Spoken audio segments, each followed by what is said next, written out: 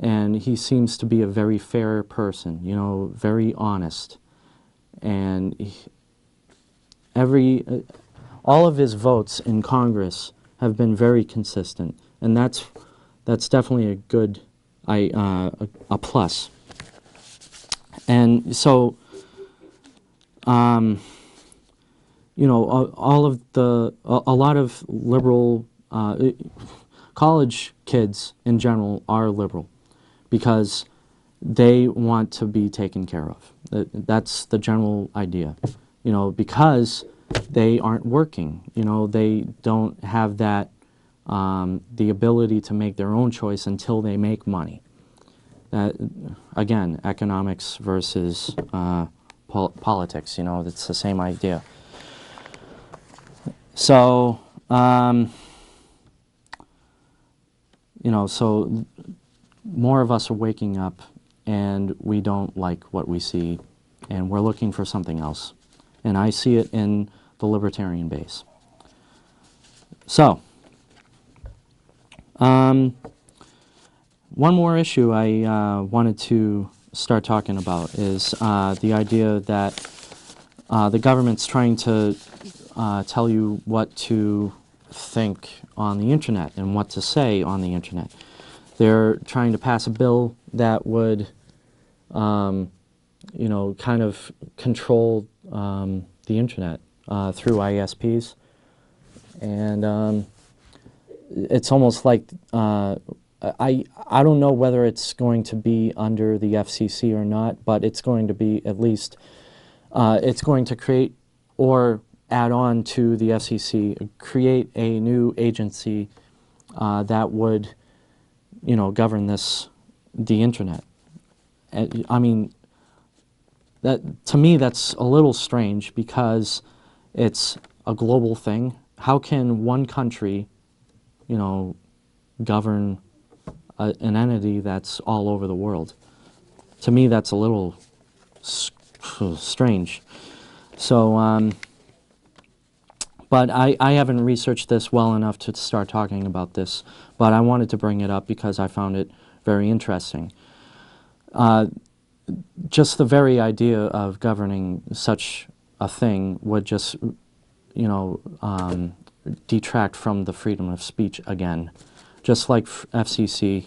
FCC, you know, it does have its ups, I believe. The more you try to, you know, try to stop swearing on, you know, TV and the radio, that's good.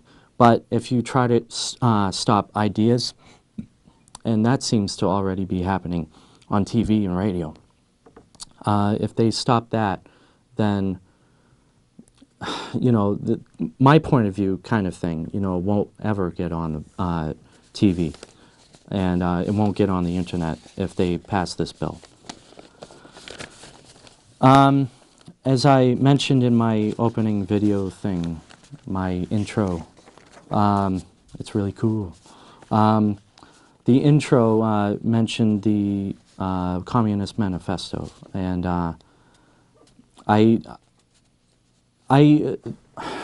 it's funny, I started reading up on the Constitution, and I never heard of this thing. It's basically like a pamphlet book thing, created in the 1800s somewhere. It's basically the where the idea of communism comes from, socialism, fascism, all this other stuff. But basically, the idea of communism, apparently, according to this book, can only be implemented in under 10 conditions. And you're going to be surprised at what I read. There are 10 conditions for a transition to communism. It's not exactly communism, but it's a transition. And this is what was laid out in the Communist Manifesto. Let me back up again. My mind wanders. So I was reading up on the Constitution, trying to learn the ins and outs of it, you know, It's really, like I said before, it's a simple document. It's only, well, I printed it out. It's only 20 pages-ish. You know, on that parchment, you know, it was only like 4 or 5 pages, but, you know, the guy wrote really small, you know. So, when I started researching it, I ran into, oh man, I forget his name. But he teaches the Constitution exclusively, and he's in Austin, Texas. Oh man, I forget his name. Michael something. Anyway, so this guy, he teaches the Constitution, and he brought up the Communist Manifesto, which is what I'm going to talk about. But he brought it up because he realized that we don't work under the Constitution when it comes to money, which I, you know, pointed out at one point. Article 1, Section 10. Let me bring that up. Give me 2 seconds. Article 1, Section 10.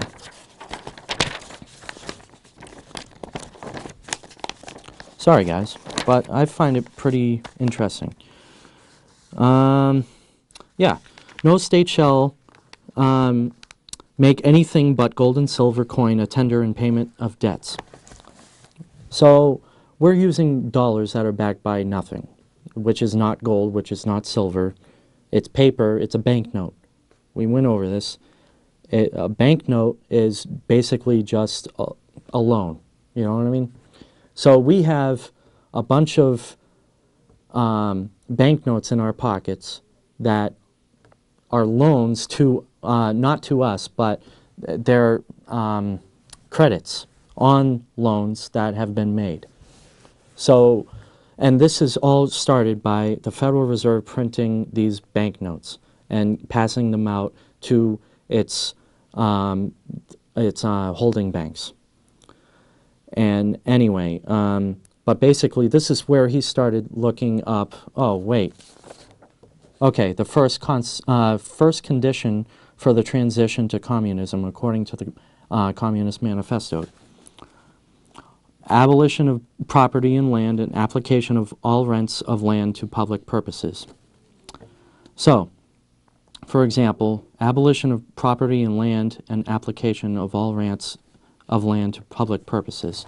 So, if you go to a federal land and you try to protest on that land, you can't do it because it's supposed to be for public purposes, and according to them, it's private property for the government.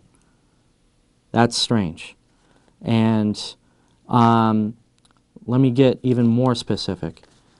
If we really owned our land, and I talked to my father about this. Sorry, Dad. I talked to my father about this. He said that the government does not own his land. And I said to him that how in the heck are they able to tax your land if you own it? For example, okay, all right, so let's say I have a cup of coffee. I have the coffee. Well, upon selling it, they'll tax you for it. Well, okay, I go to Starbucks. They'll sell you the coffee, and the government is able to tax you on it because they're selling it to you. That makes sense to me. But if I were to hold on to that coffee or something for, say, a month, they can't tax me on holding coffee. They don't do that. But they'll tax you on holding land. That's, you know, property tax. And they can only do that by owning part of the property. And almost all states will not, they tax you on it because they own part of it. Texas, for example, I think it's Texas and Nevada, they don't do it because they don't own the land at all. They don't do it. They don't own the land. You own it, they don't tax you on it. New Hampshire, they have an exorbitant property tax. And that's only because they own part of the land. You and the government are both owning the land. And